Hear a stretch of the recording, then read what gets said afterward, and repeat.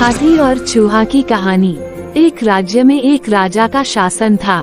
हर सप्ताह पूरी शानो शौकत से नगर में उसका जुलूस निकला करता था, जहां प्रजा उसके दर्शन किया करती थी। एक दिन एक नन्हा चूहा उसी राजमार्ग के किनारे किनारे कहीं जा रहा था, जहां राजा का जुलूस निकलने वाला था।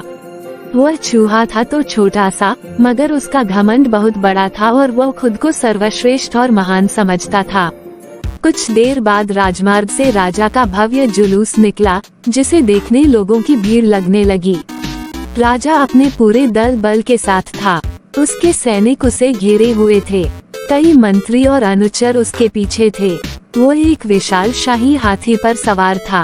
हाथी शाही था, इसलिए उसे भव्यता से सजाया गया था और उसकी शान भी देखते बनते थी। जुलूस में हाथी के साथ एक शाही बिल्ली और एक कुत्ता भी थे। राजा का जुलूस देखने को उमड़ी भीड़ राजा के साथ साथ उसके शाही हाथी की भी प्रशंसा कर रही थी। ये सुनकर घमंडी चूहे को बहुत बुरा लगा। वो हाथी को गौर से देखने लगा, फिर सोचने लगा, इसमें ऐसी क्या खास बात है जो मुझ में नहीं। मैं भी उस जैसा ही हूँ। मेरे पास भी 2 आँखें, 2 कान, 1 नाक और 4 पैर हैं। फिर उसकी इतनी प्रशंसा क्यों?